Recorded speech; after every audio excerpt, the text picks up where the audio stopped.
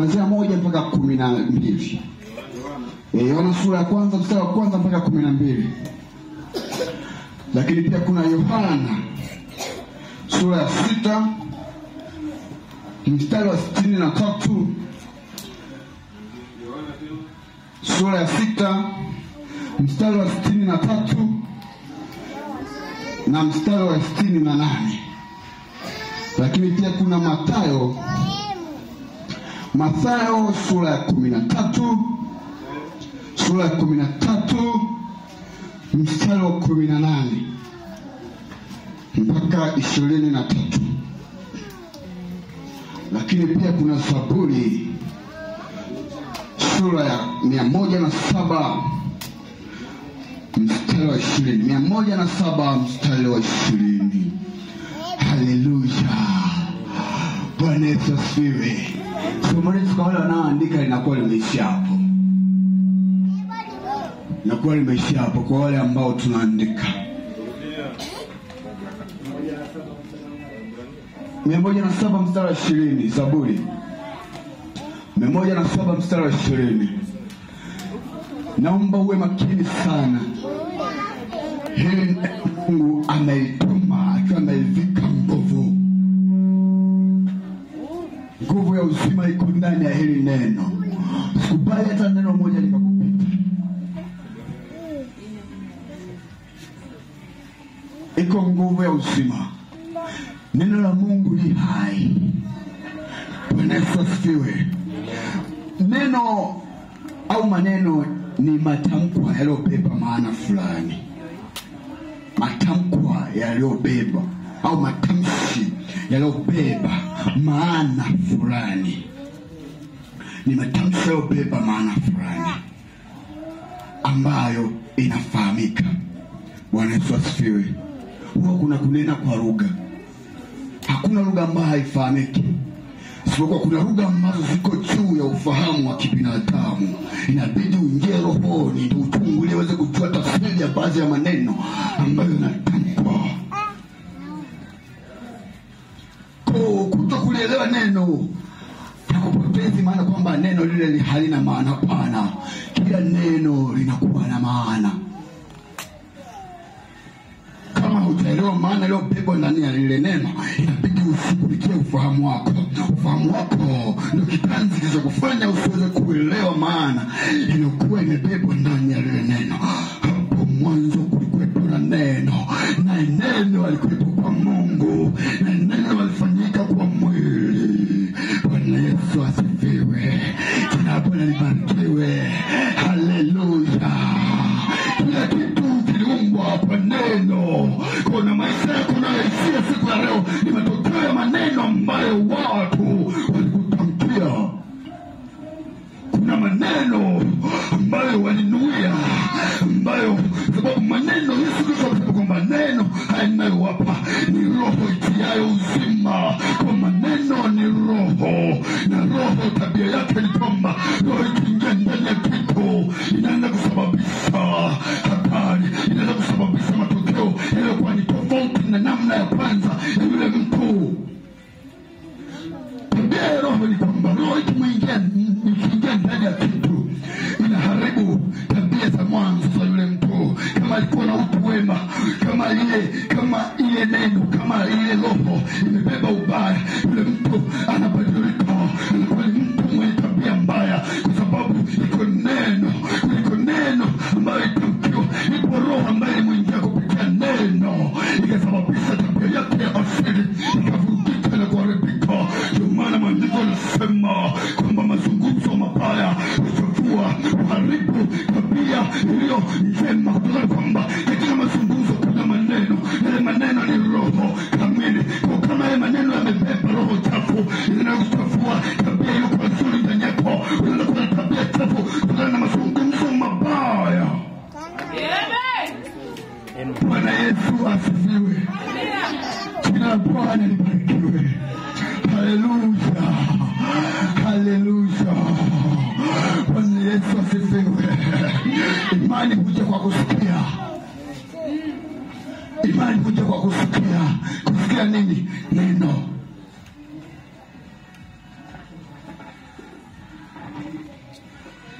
neno unalosikiliza ni mlango. Neno ni kifaa kinachoingiza roho ndani ya mtu. Ile roho itakayokuja kuamua hatima ya yule mtu. Baadaye ile neno kuingia ndani ya mtu inaharibu tabia nzima, inaharibu misingi yote aliyokuwa nayo mwanzo. Anaanza kuishi maisha tofauti na alivyokuwa kipindi cha nyuma kabla hiyo neno halijamwingia. Kwa maneno yanayokuambia ni roho ambayo itayo uzima kwenye biashara yako, itayo uzima kwenye uchumi wako, itayo uzima kwenye afya yako.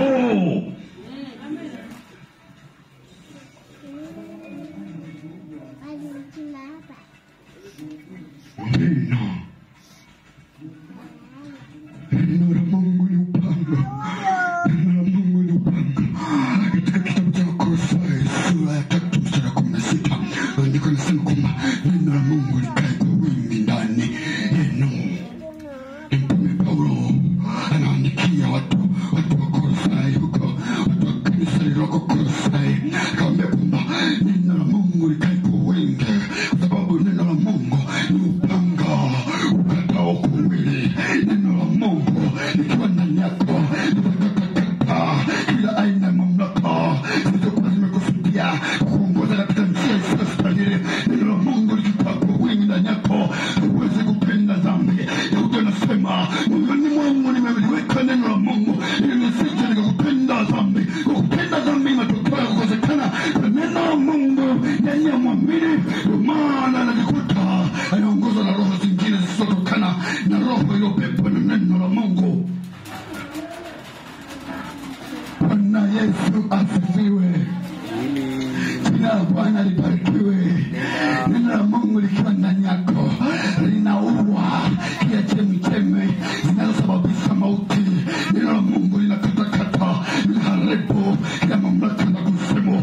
Lakini ukiwa na neno la Shetani linasababisha uharibifu, linakaribisha mauti, linakaribisha uharibifu ya huduma yako na biashara yako. Ndio maana tunaaswa kwamba neno la Mungu likae kwa wingi ndani ya mioyo yetu, ndani ya mioyo yetu, ndani ya vinywa vyetu. Usiwaambiwa kwamba kitabu hiki cha Torati kilichobeba maneno ya uzima kisifarakane na wewe, kisifarakane na wewe. Utafakari maneno yaliyomo ndani yake mchana na usiku, na upate kutenda sawasawa na maneno yako, maneno yaliyomo ndani yake, ndipo atakapo zitawi. Kwa sababu neno la Mungu, sheria ya Mungu imebeba ustawi ndani yake. Bwana Yesu asifiwe. Jina la Bwana libarikiwe. Kuna vita zingine za adui utazishinda kwa neno, maana hakuna wakati Shetani alimjaribu Yesu Kristo akimwambia kwamba asitupe chini, maana imeandikwa atakizua malaika mikononi mwao watakuwa salama. Lakini Yesu akamjibu, imeandikwa usimjaribu Bwana Mungu wako. Asingekuwa na neno la kupindua lile neno ambalo Ibilisi alikuwa kuja nalo, angeshindwa kwenye jaribu hilo. Lakini Yesu wetu, kwa sababu alikuwa amejawa na maneno na hekima za kila namna, kwa kila njia ambayo Shetani alitumia, asingeweza kumshinda kwa sababu alikuwa na neno la Mungu. Lakini kingine ni kwa sababu yeye mwenyewe ndo neno, yeye mwenyewe ndo neno, yeye mwenyewe alikuwa ndo neno. Kwa hakuna neno asilo lijua nina sheria ya Mungu. Bwana Yesu asifiwe. Jina la Bwana libarikiwe. Bwana Yesu asifiwe. Ni neno ndio lilokuumba na wewe, ni neno liloumba vilivyoonekana, ni neno liloumba hata visivyoonekana. Alipokuwa kitamka Mungu, ilikuwa inakuwa, inatokea. Ni neno ndio liloumba maisha yako ya sasa, ni neno ndio liloumba afya yako ya sasa. Kuna maneno ambayo yalitamkwa kwa manuizi, kwa nguvu za kichawi, nyuma ya hali unayoipitia sasa. Kila namna tunavyoishi ni matokeo ya maneno yenye nguvu yaliyotamkwa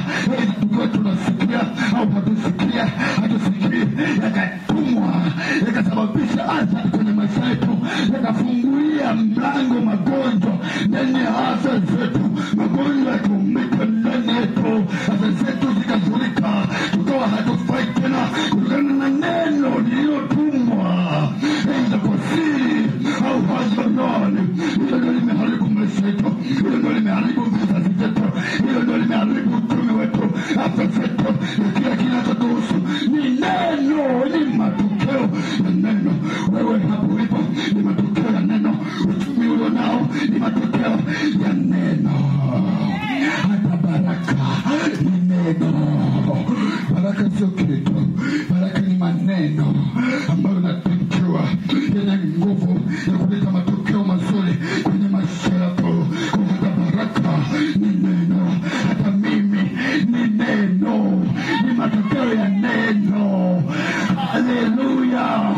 Bwana Yesu asifiwe. Mungu ameona shida unazozipitia, amelituma neno.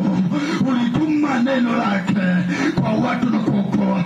Zaburi 107:20. Mungu analituma neno ili kuokoa watu katika shida na tabu na laana ambazo wanazokuwa wanazipitia. Mungu ametuma neno ndani ya kanisa la FPCT Bugula, kwa sababu ameona weteo maisha ya watu wengi ulivyo mbaya. Ameona namna ambavyo mwovu ibilisi adui amewapiga. Maisha mnayoishi sio uhalisia, ni matokeo ya maneno ya laana yaliyotamkwa sirini.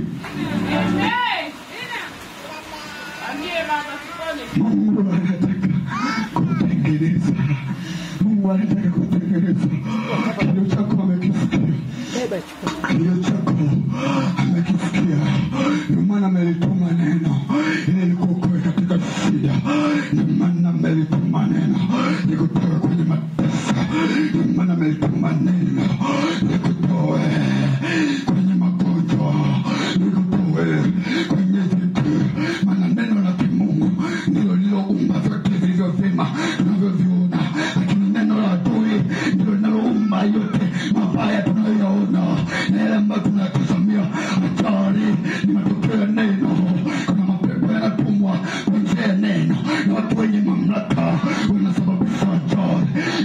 Kuna mapepo yanatumwa kupitia manuizi kwamba yache kuharibu afya yako. Kuna mapepo yanatumwa kupitia maneno, manuizi na sadaka zilizofanyika katika siri ni kwamba kuharibu maisha yako. Ulivyo leo ni matokeo ya neno.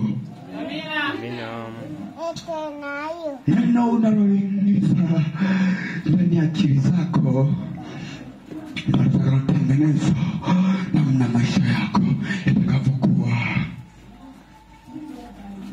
Ukinisikiliza kama natoa maneno machafu, maana yake nimekuambukiza maneno machafu, nimekuambukiza tabia chafu, kwa sababu tabia humuingia mtu kupitia maneno, kupitia mazungumzo.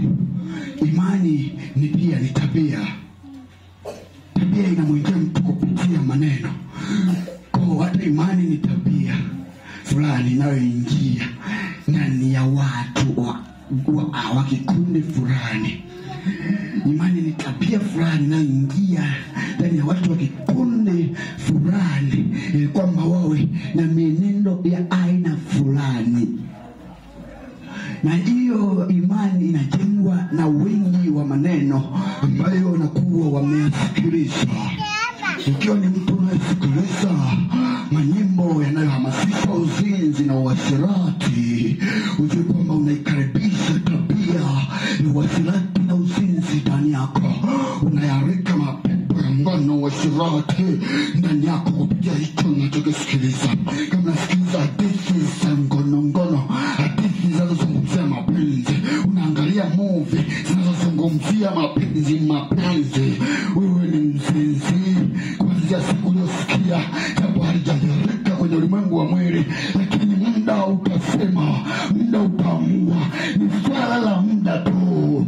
Tunasikiliza kwa muda mwingi mazungumzo machafu mabaya, ujue kwamba mauti iko karibu yako, sababu umealika mapepo.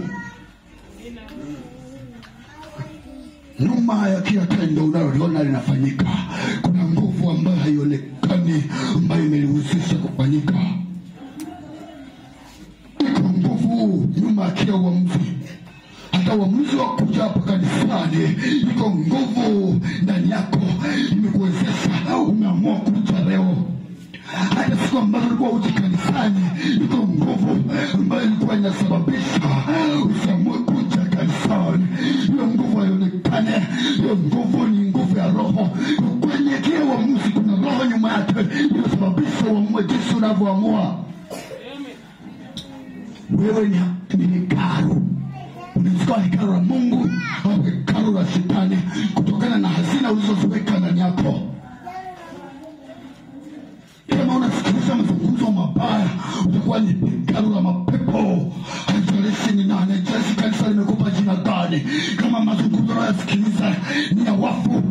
utakuwa mfu ambaye yuko katikati ya walio hai. Utakuwa mfu katikati ya walio hai. Utakuwa asiamini katikati ya waenda mbinguni.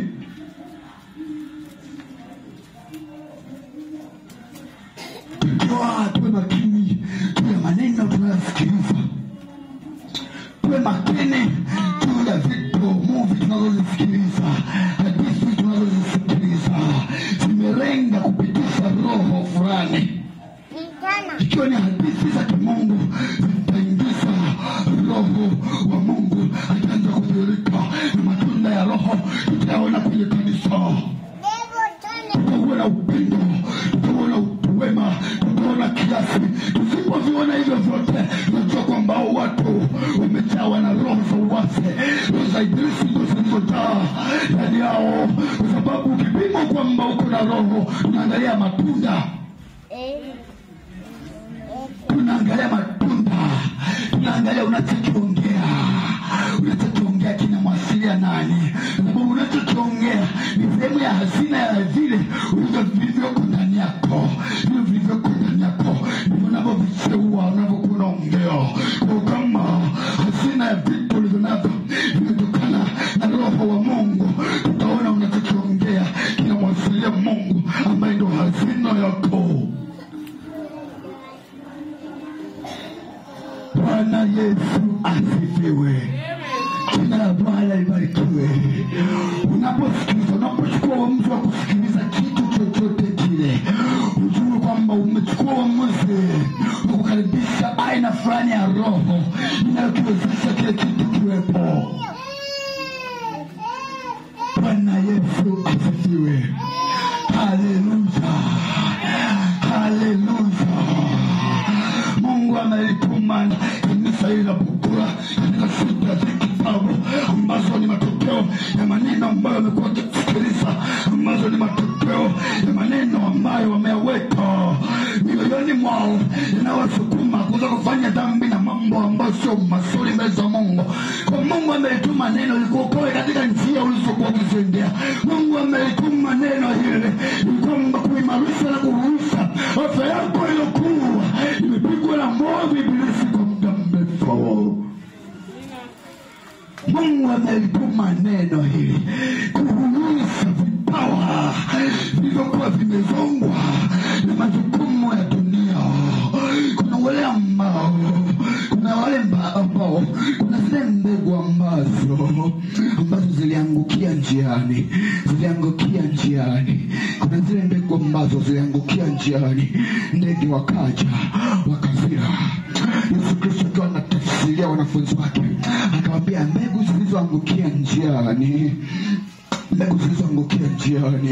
ni neno la Mungu ambalo watu walilipokea wakalielewa vizuri, lakini baada ya hapo Shetani akalipa, adui akalipa kwa alikuwa ndani yao kwa muda mrefu. Kuna wale ambao nao walipokea neno la Mungu lakini likazongwa. Nazungumzia neno ambalo mbegu iliyodondokea mahali ambapo kulikuwa na udongo ni mzuri sawa, lakini ule udongo ulikuwa umezingirwa na miba. Kwa ile mbegu ilivyojitahidi kuota ili ichipue, miba ikasonga hata ile mbegu haikuweza kukua. Akasema ni wale wanaolisikia neno la Mungu wanalipokea vizuri, lakini wakishatoka mahali ambako wamelipokelea, wakiingia huko duniani, shughuli za dunia zinawasonga, hata hawaoni tena kuendelea kupenda kufuatisha namna ambapo neno lile limewataka watende. Sasa hili neno ambalo limeangukia kwenye udongo mzuri, ambalo makusudi yake ni kustawi na lizae matunda. Hili neno limelenga kustawisha maisha yako ya kiroho. Hili neno limelenga kuhuisha kila vilivyokuwa vimekufa, talanta zilizokuwa zimepigwa na adui. Kupitia hili neno zinaenda kufunguliwa. Afya iliyokuwa imepigwa na mapepo, afya iliyokuwa imepigwa na bakteria, afya iliyokuwa imepigwa na virus, afya iliyokuwa imepigwa na plasmodium,